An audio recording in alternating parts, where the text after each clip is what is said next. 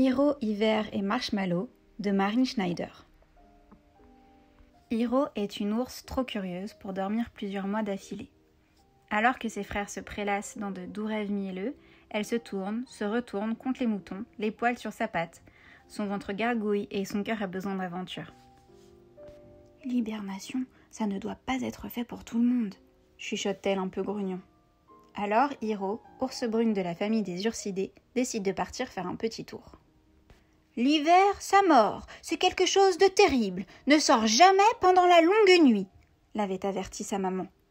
L'hiver vous engourdit les pattes, avait simplement affirmé son papa.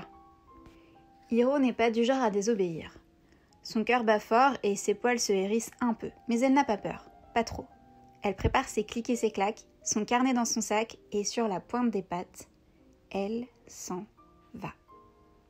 Dehors, la brise glaciale la mord un peu, mais Hiro la salue en s'inclinant. Elle avance à petits pas sur le sol tout blanc. Est-ce lui l'hiver ? Des petits confettis blancs lui tombent sur le museau. Hiro se dit que c'est très beau. Hiro avance sans rencontrer personne. L'hiver a peut-être avalé tout le monde, dit-elle à voix haute. Pourtant, les traces de pas sur le sol blanc indiquent qu'elle n'est pas seule. Drôle de pattes, tout de même. Les traces mènent vers des bruits étranges. Les bruits mènent vers une clairière entre les arbres. Hiro sent l'odeur chaude du bois qui brûle et celle sucrée et fondante des marshmallows grillés. « Une fête !» s'écrie-t-elle en s'élançant tout droit. Autour d'Hiro, plus un bruit. Son cœur se tord un peu. Elle se sent loin de chez elle. Elle s'assied sur un tronc d'arbre coupé et attrape un marshmallow à moitié mangé.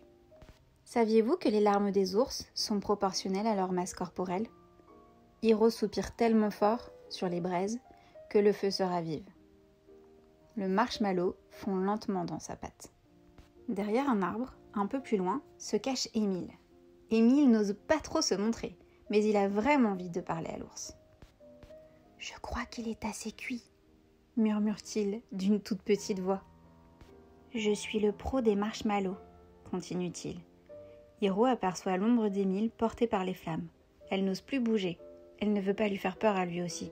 « C'est toi l'hiver ?» demande Hiro.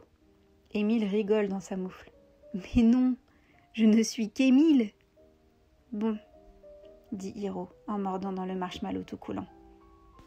Émile se rapproche à pas de loup. Il rejoint Hiro assise sur son tronc. « C'est comment d'être un ours ?» Hiro réfléchit. Personne ne lui avait jamais demandé ça. C'est comme si tout le monde était tout petit et très grand à la fois.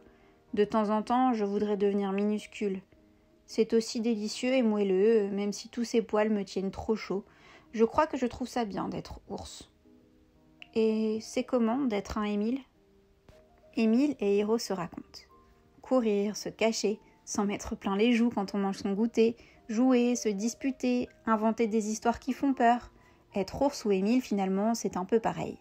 Mais sans les poils, précise Émile. Hiro tente un marshmallow à Émile. Ils écoutent le crépitement du feu. Émile apprend des chansons d'ours. Ils font la fête à leur façon. Émile et Hiro assis sur le tronc. La fête aurait pu durer toute la nuit, mais bientôt, Émile entend sa maman l'appeler. Il est temps de rentrer. De retour chez eux, ils se glissent dans leur lit. En regardant le plafond, Hiro pense à Émile.